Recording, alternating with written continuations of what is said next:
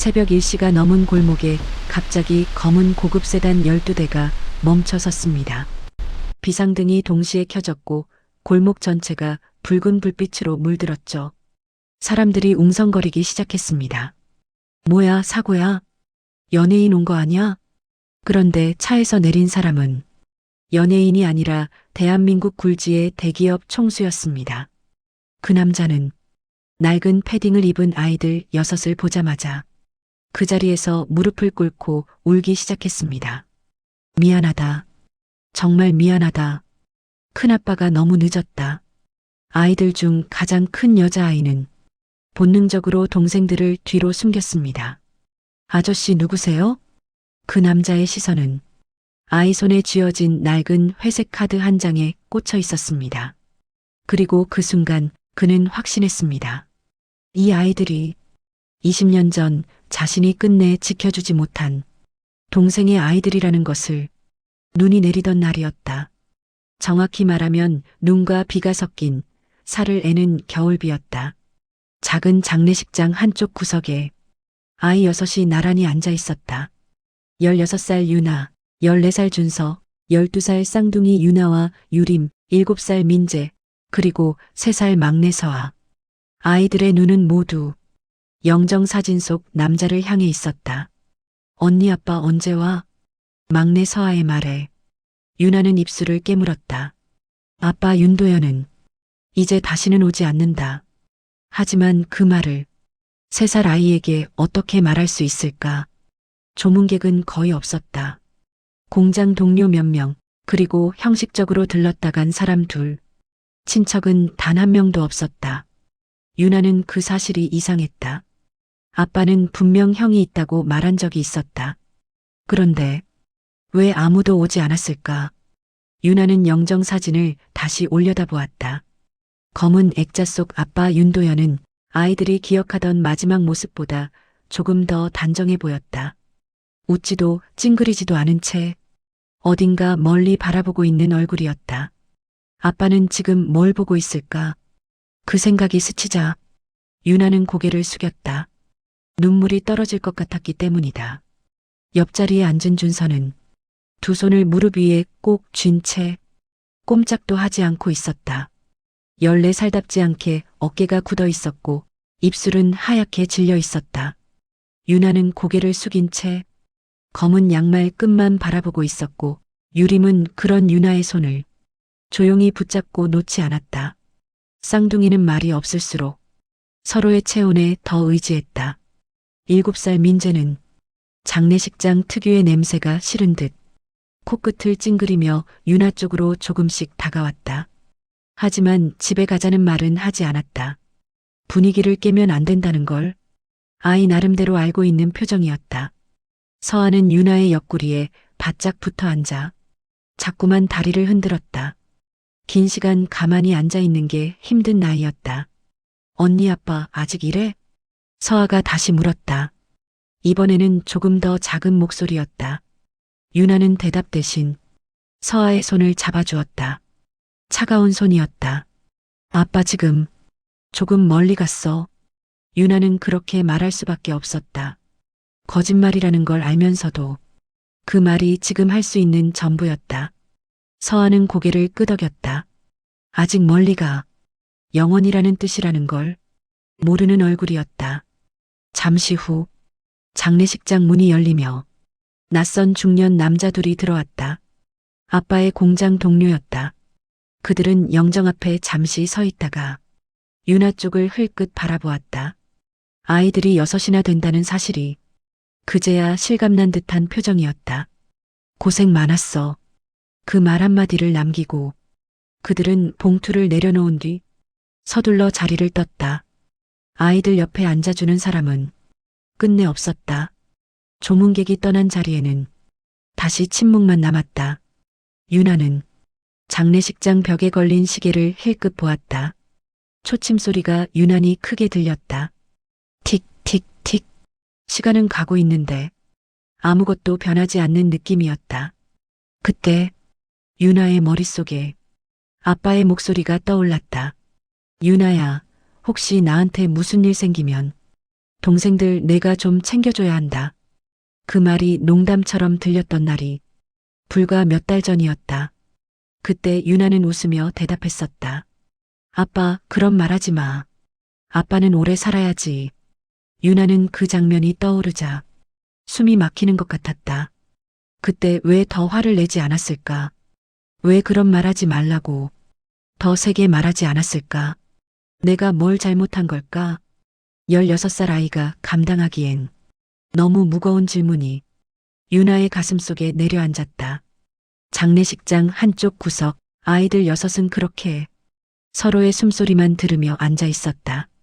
아빠가 떠났다는 사실보다 앞으로 어떻게 살아야 할지 모른다는 두려움이 서서히 그러나 확실하게 아이들을 잠식해가고 있었다. 그리고 유나는 그 두려움을 혼자만 알아차린 채 아무 말도 하지 않았다. 이제부터는 울 사람이 아니라 버텨야 하는 사람이 되어야 한다는 걸 본능적으로 느끼고 있었기 때문이다. 장례가 끝난 다음 날 아이들은 아빠의 유골함을 안고 집으로 돌아왔다. 집 앞에 도착했을 때 유나는 잠시 발걸음을 멈췄다. 늘 보던 빌라 현관이었지만 이상하게도 오늘은 처음 보는 집처럼 낯설어 보였다. 언니, 우리 집 맞지? 민재의 질문에 유나는 고개를 끄덕였다. 응, 맞아. 하지만 대답을 하면서도 유나는 확신이 없었다. 이곳이 정말 돌아올 집이 맞는지. 현관문을 열자. 집안은 너무 조용했다. 평소 같으면 아빠가 퇴근 후 켜두던 TV 소리나 주방에서 들리던 냄비 부딪히는 소리가 조금은 남아 있어야 할 텐데 그날의 집은 숨을 죽인 것처럼 고요했다. 거실 소파에는 새엄마 최미경이 앉아 있었다. 소파에 앉아 있던 여자가 고개를 들었다. 아빠의 재혼 배우자 최미경. 그녀는 상복을 입은 아이들을 훑어보더니 아무렇지 않게 말했다. 장례 끝났지? 검은 옷을 입고 있었지만 얼굴에는 눈물 자국 하나 없었다. 화장도 말끔했고 머리카락도 단정했다. 그 모습이 유나의 마음을 서늘하게 만들었다. 그럼 다 앉아. 유나는 본능적으로 동생들을 뒤로 감쌌다. 할 말이 있어. 미경은 그렇게 말하며 리모컨을 집어 TV를 껐다. 거실의 공기가 더 무겁게 가라앉았다. 보험금 나왔어. 그 말에 아이들의 얼굴이 굳었다. 그 한마디에 유나의 심장이 철렁 내려앉았다. 너희 아빠 이름으로 들어둔 거. 준서가 반사적으로 고개를 들었다. 근데 그건 내가 받는 거야. 준서가 벌떡 일어났다. 그 돈은 아빠가, 법적으로 수익자가 나야. 미경은 말끝을 자르듯 끊었다. 그럼 그 돈으로 아빠 빚이랑 그건 걱정 안 해도 돼. 미경은 말을 잘랐다. 수익자가 나야. 순간 공기가 얼어붙었다. 유나는 자신이 잘못 들은 줄 알았다. 무슨 말씀이세요? 미경은 소파에 깊게 기대며 말했다. 법적으로 내가 받는 돈이라는 말이야. 결혼한 배우자였고 서류도 다 그렇게 돼 있어. 준서가 벌떡 일어났다. 그 돈은 아빠가 우릴 위해. 아빠 하지 마. 미경의 목소리가 갑자기 날카로워졌다. 죽은 사람 이름 팔아서 감정에 호소하지 마. 아이들 모두가 굳어버렸다. 유림의 손이 유나의 팔을 꽉 붙잡았다. 민재는 무슨 말인지 잘 모르면서도 분위기가 이상하다는 걸 느꼈는지 유나 옷자락을 잡아당겼다. 그럼 저희는요? 유나가 겨우 입을 열었다. 목소리가 생각보다 떨렸다. 미경은 귀찮다는 듯 한숨을 쉬더니 자리에서 일어났다. 그 얘기하려고 부른 거야. 그녀는 방으로 들어갔다가 잠시 후 검은 비닐봉지 몇 개를 들고 나왔다. 봉지 안에는 아이들 옷이 대충 쑤셔 넣어져 있었다. 양말, 티셔츠, 얇은 패딩까지 정리라고 부르기엔 너무 성의 없는 상태였다. 짐이야. 미경은 봉지를 바닥에 내려놓으며 말했다. 오늘부로 이 집에서 나가. 유나는 숨이 막혔다. 지금이요? 지금. 미경은 단호했다. 솔직히 말해서 내 인생도 벅차. 남의 애 여섯을 떠안고 살 생각 없어. 그 말이 유나의 귀를 때렸다. 아빠가요. 유나가 말하려 했지만 말이 끝나기도 전에 미경이 고개를 저었다. 그 사람 선택이었어. 애 많이 낳은 것도 힘들게 산 것도 아이들 중 누군가 울음을 터뜨릴 것 같았다. 유나는 본능적으로 동생들을 더 뒤로 감쌌다. 그럼 하룻밤만이라도 안 돼. 미경은 단호했다. 질질 끌고 싶지 않아. 그리고 서랍을 열더니 낡은 남자 지갑 하나를 꺼내 유나 앞에 툭 던졌다. 이건 너희 아빠 거니까 가져가. 지갑은 가죽이 다 해져 있었고 모서리는 달아 있었다. 유나는 지갑을 주워들었다. 아빠가 늘 주머니에 넣고 다니던 그 지갑이었다. 아빠 냄새가 아직 남아있는 것 같았다. 나한텐 필요 없어. 미경은 그렇게 말하며 현관문을 열었다. 차가운 겨울 공기가 집 안으로 밀려 들어왔다. 나가. 유나는 그 자리에서 잠시 멈췄다. 눈물이 차올랐지만 울지 않았다. 지금 울면 동생들이 더 무서워할 걸 알고 있었기 때문이다. 애들아, 유나는 조용히 말했다. 가자. 막내 서아를 업고 민재의 손을 잡고 쌍둥이를 이끌었다. 준서는 말없이 비닐봉지를 들었다. 현관을 나서는 순간 유나는 뒤돌아보지 않았다. 철컥.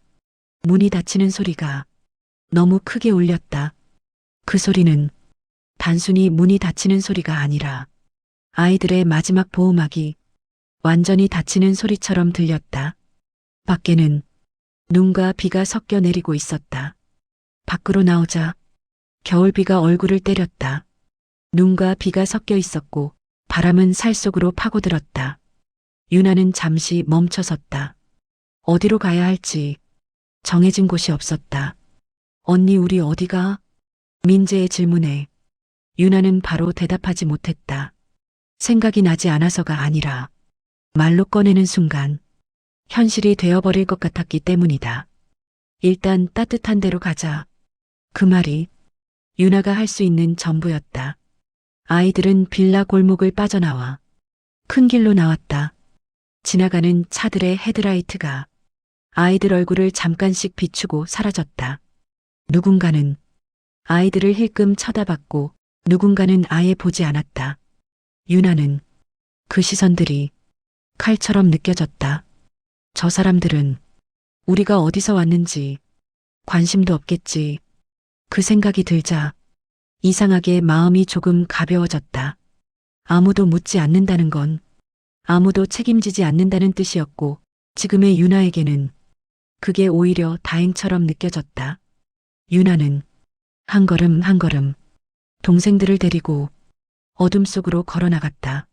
이제 돌아갈 집은 없었다. 그리고 유나는 그날 처음으로 이 사실을 분명히 깨달았다. 이제부터는 어른이 아무도 없다는 걸. 그날 밤 아이들은 집을 잃었다. 버스터미널에 도착했을 때는 이미 밤이 깊어 있었다. 형광등 불빛 아래 사람들은 각자의 목적지를 향해 분주하게 움직이고 있었다. 여행 가방을 끌며 웃는 사람들, 전화 통화를 하며 서두르는 사람들. 그 사이에서 아이들은 너무 작고 너무 조용했다. 유나는 매표소 앞에 서서 잠시 고민했다. 혹시라도 도움을 요청해야 할까? 하지만 그 다음 장면이 머릿속에 너무 선명하게 떠올랐다. 신고, 보호시설, 형제분리. 유나는 고개를 저었다. 여기서 잠깐 쉬자. 아이들은 터미널 한쪽 벤치에 옹기종기 앉았다. 벤치는 차가웠고 엉덩이가 금세 얼어붙는 느낌이 들었다. 유나는 비닐봉지를 열어 아이들 옷을 하나씩 꺼냈다. 겹쳐 입힐 수 있는 건 모두 겹쳐 입혔다. 언니, 우리 집 언제 가? 서아가 묻자 유나는 웃으며 말했다. 조금만 있다가 조금이 얼마나 긴 시간일지 유나도 몰랐다. 그날 밤 아이들은 거의 잠들지 못했다. 준서는 벤치 끝에 앉아 계속 주변을 살폈고 유나는 자꾸만 아빠 이름을 중얼거렸다. 유림은 그런 유나의 손을 놓지 않았고 민재는 배를 움켜쥐며 작게 숨을 쉬었다. 언니 배고파? 그 말에 유나의 가슴이 철렁 내려앉았다. 지갑을 열어보니 1,000원짜리 몇 장뿐이었다. 아빠의 낡은 지갑, 그리고 그 안쪽 깊숙한 곳에 보이지 않게 들어있던 정체 모를 카드 한 장. 유나는 카드를 꺼내지 않았다. 아빠가 왜 쓰지 않았는지 이유를 몰랐기 때문이다. 아빠가 안 쓴 데는 다 이유가 있었겠지. 그렇게 스스로를 설득했다. 내일 뭐 사 먹자. 그 말은 아이들보다 유나 자신에게 하는 말 같았다. 새벽이 가까워질수록 터미널은 조용해졌다. 사람들이 하나둘 빠져나가고 청소차가 바닥을 훑었다. 아이들은 더 이상 그곳에 있을 수 없었다. 학생들, 여기서 자면 안 돼요. 경비원의 말에 유나는 고개를 끄덕였다. 죄송합니다. 아이들은 다시 밖으로 나왔다. 공기가 더 차가워져 있었다. 해가 뜨기 전 아이들은 지하철역 입구로 향했다. 아직 문은 열리지 않았지만 바람을 조금은 피할 수 있었다. 유나는 벽에 기대 앉아 동생들을 끌어당겼다. 서아는 유나 등에 엎인 채 잠들었고 민재는 눈을 감았다 떴다를 반복했다. 그 순간 유나는 처음으로 두려움을 느꼈다. 오늘 밤을 넘겼다고 내일이 있을까? 그 질문에 아무도 답해주지 않았다. 버스터미널 의자, 차가운 플라스틱 위에서 아이들은 서로 몸을 붙이고 밤을 버텼다. 유나는 자신의 패딩을 벗어 막내에게 덮어주었다. 언니 춥지? 안 추워. 거짓말이었다. 아침이 밝자 도시는 아무 일도 없었다는 듯 움직이기 시작했다. 출근하는 사람들, 학생들, 평범한 하루, 아이들만 그 하루에서 빠져 있었다. 준서가 말했다. 누나, 경찰서 가야 하는 거 아니야? 유나는 고개를 저었다. 그러면 우린 같이 못 있어. 그 말에 쌍둥이의 얼굴이 하얗게 질렸다. 우리 떨어져? 아니, 유나는 단호하게 말했다. 언니가 절대 그렇게 안 해. 그 말은 약속이자 결심이었다. 점심 무렵 아이들은 굶었다. 막내 서아의 이마가 점점 뜨거워지기 시작했을 때 유나는 공포를 느꼈다. 이대로 두면 그때 아빠의 낡은 지갑이 손에 닿았다. 지갑 안에는 1,000원짜리 2장과 회색 카드 한 장이 있었다. 카드 뒷면에는 볼펜으로 눌러 쓴 글씨가 남아 있었다. 정 힘들 땐 내가 책임질게. 유나는 속삭였다. 아빠, 이거 뭐야? 아빠는 이 카드를 한 번도 쓰지 않았다. 아이들은 결국 굶주림에 지쳤다. 누나, 저거 뭐야? 떡볶이. 유나는 짧게 말했다. 맛있어? 유나는 대답하지 않았다. 맛있다는 말이 지금은 너무 잔인하게 느껴졌기 때문이다. 준서가 민재의 팔을 잡았다. 보지 마.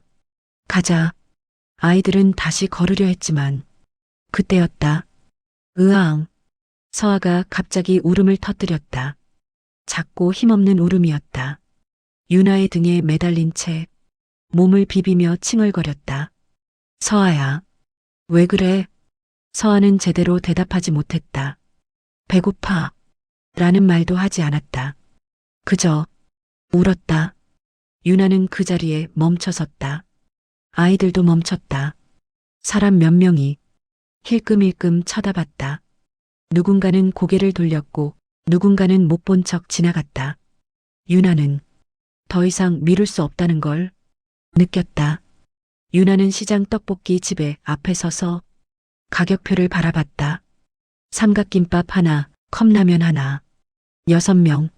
숫자가 잔인하게 느껴졌다. 그때 민재가 말했다.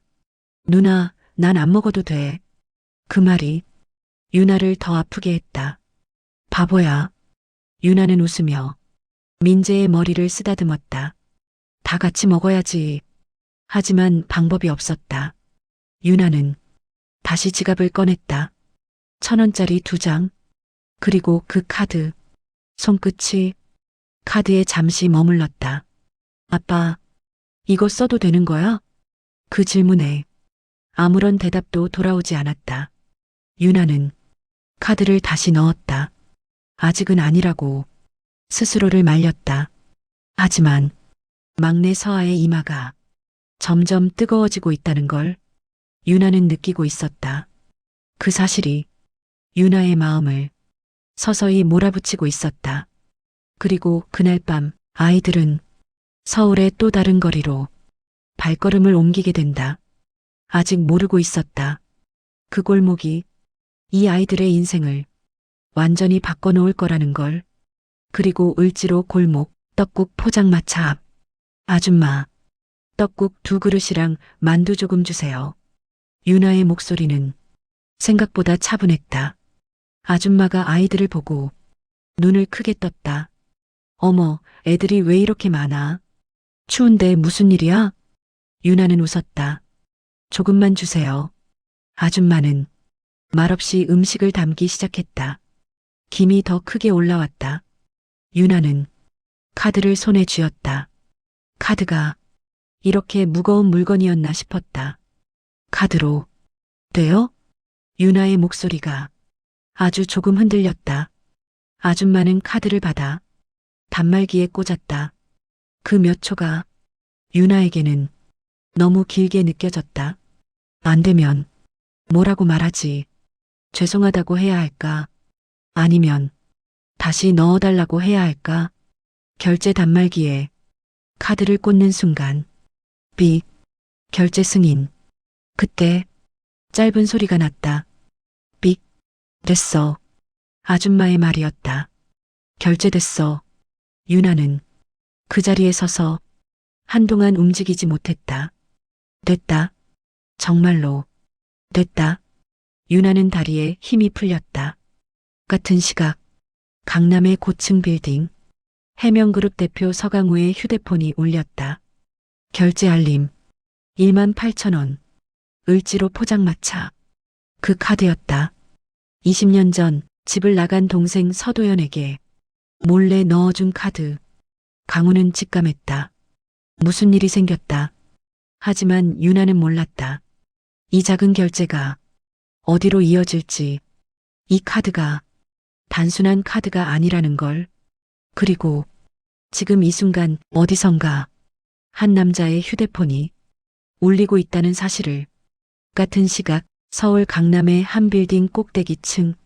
통유리 너머로 도시의 불빛이 조용히 흔들리고 있었다. 밤 10시를 훌쩍 넘긴 시간이었지만 사무실에는 아직 불이 꺼지지 않았다. 서강우는 책상 위에 놓인 서류를 천천히 넘기고 있었다. 글자는 눈에 들어왔지만 내용은 머리에 남지 않았다. 그는 잠시 펜을 내려놓고 의자에 등을 기댔다. 하루 종일 회의, 보고, 결정.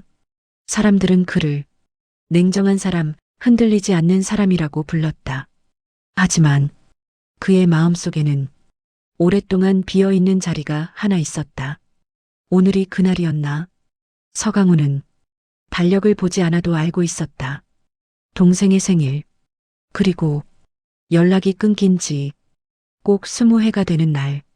그는 무의식적으로 왼손 손목을 문질렀다. 그 습관은 늘 같은 생각을 할 때 나왔다. 잘 지내고 있을까?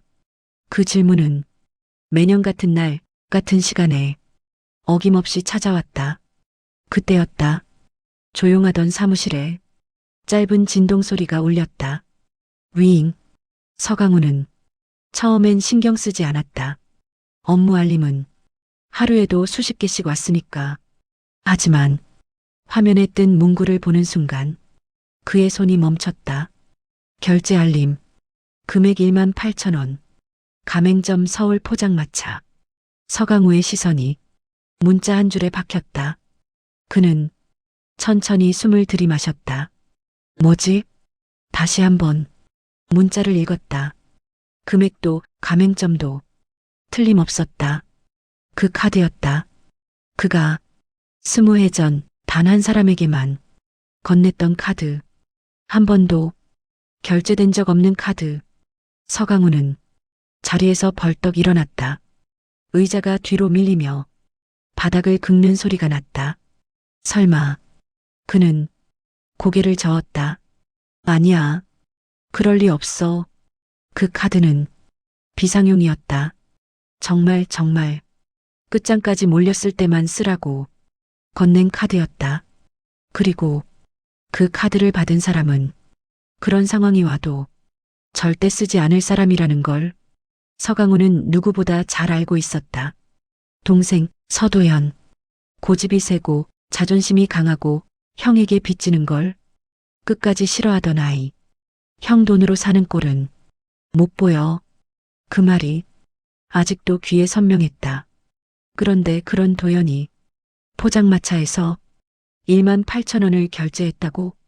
서강우의 심장이 묘하게 빨라졌다. 그는 다시 문자를 확인했다. 승인 시간 2207. 지금이었다. 지금 이 순간이었다. 서강우는 책상 위에 전화기를 집어들었다. 비서실. 잠시 후 차분한 목소리가 들려왔다. 네, 회장님. 지금 카드 승인 하나 들어왔어. 내 개인 카드. 예. 위치 바로 확인해. 가능한 선에서. 잠시 침묵이 흘렀다. 밤 10시가 넘은 시간. 비서실도 퇴근 준비를 하던 참이었을 것이다. 하지만 서강우의 목소리에는 설명이 필요 없는 무게가 실려 있었다. 지금 알겠습니다. 통화가 끝났다. 서강우는 창가로 다가갔다.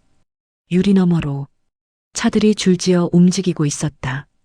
그는 유리에 비친 자신의 얼굴을 보았다. 늘 정제된 표정, 감정이 읽히지 않는 얼굴. 하지만 지금은 아주 미세하게 금이가 있었다. 도연아, 너 지금 어디 있니? 그때 또 한 번 휴대폰이 울렸다. 이번엔 비서실이었다. 회장님, 위치 확인됐습니다. 어디야? 서울 시내입니다. 노점 포장마차 쪽이고요. 서강우의 눈이 잠시 감겼다. 노점. 그 단어가 가슴을 찔렀다. 도연은 늘 아이들 앞에서 말했다. 아빠는 길에서 밥 사 먹는 사람. 아니야. 그런 사람이 노점에서 카드를 썼다는 건 하나뿐이었다. 정말 어쩔 수 없었다는 뜻. 서강우는 숨을 깊게 내쉬었다. CCTV 가능해? 확인 중입니다. 잠시 후 회장님, 아이들이 나옵니다. 아이들? 네. 6명입니다. 서강우의 손에서 휴대폰이 미세하게 떨렸다. 6. 그 숫자는 너무 정확했다. 형, 나 애가 6이야. 20해 전이 아니라 불과 몇 해 전 마지막으로 들었던 동생의 말. 그 장면이 머릿속에서 선명하게 재생됐다. 서강우는 아무 말도 하지 못했다. 화면 보실 수 있습니다. 비서가 보낸 영상이 휴대폰 화면에 떴다. 어두운 거리, 김이 올라오는 포장마차, 그리고 낡은 옷을 입은 아이들. 그 중심에 서 있는 한 여자아이. 서강우는 숨이 멎는 줄 알았다. 그 얼굴은 너무 익숙했다. 동생의 얼굴과 겹쳐 보였다. 아니, 겹쳐진 게 아니라 닮아 있었다. 핏줄이라는 게 이렇게 노골적으로 드러날 수 있다는 걸 서강우는 그때 처음 느꼈다. 그는 아무 말도 하지 못한 채 화면을 바라봤다. 아이들이 음식을 나눠 먹고 있었다. 웃지도 떠들지도 않았다. 그저 살아있으려고 먹고 있었다. 서강우는 그제야 깨달았다. 도연이 그 카드를 왜 지금까지 쓰지 않았는지, 그리고 왜 지금 쓸 수밖에 없었는지. 그는 천천히 고개를 들었다. 차 준비해. 비서가 잠시 멈칫했다. 회장님, 지금요? 지금. 서강우의 목소리는 조용했지만 단호했다. 내가 직접 간다. 통화가 끝나자 서강우는 코트를 집어들었다. 20해 동안 미뤄두었던 발걸음. 그가 이제서야 내딛고 있었다. 그는 엘리베이터 버튼을 누르며 속으로 말했다. 도연아, 이번엔 형이 늦지 않을게. 하지만 그는 아직 몰랐다. 자신이 도착했을 때 마주하게 될 진실이 얼마나 큰 슬픔인지, 그리고 그 골목에서 무릎을 꿇게 될 사람이 바로 자신이라는 걸. 엘리베이터가 1층에 도착했다. 딩!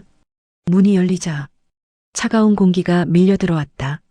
지하 주차장은 정리된 질서 속에서 조용히 숨쉬고 있었다. 회장님, 비서가 먼저 나와 차 문을 열어두고 있었다. 검은 세단 여러 대가 이미 대기 중이었다. 서강우는 잠시 멈춰섰다. 한 대면 충분해. 네. 뒤에 오는 차들은 비상등만 켜고 따라오게 해. 비서의 눈이 순간 커졌다. 이 시간에 이 방식으로 움직이는 건 이례적인 일이었다. 하지만 아무 말도 묻지 않았다. 알겠습니다. 차 문이 닫히고 엔진이 부드럽게 울렸다. 차가 지하 주차장을 빠져나와 도로 위로 올라섰다. 도시는 여전히 화려했다. 불빛은 넘쳤고 사람들은 각자의 하루를 마무리하고 있었다. 서강우는 창밖을 바라보았다. 저 불빛 중 어디쯤일까? 아이들이 있는 곳, 포장마차 앞에서 조심스럽게 음식을 나눠 먹던 아이들. 그중 가장 큰 아이, 카드를 내밀던 여자아이의 손이 자꾸만 머릿속에 맴돌았다. 너무 작았다. 너무 조심스러웠다. 도연아, 너 정말 거기까지 갔구나. 서강우는 두 손을 무릎 위에 올려놓았다. 손끝이 차가웠다. 검은 차량들이 골목을 막아섰다. 아이들은 서로를 끌어안았다. 차에서 내린 남자는 유나를 보자 멈춰섰다. 너무 닮아 있었다. 아버지 이름이 뭐니? 서도연이요. 그 순간 남자는 무릎을 꿇었다. 미안하다. 큰아빠다.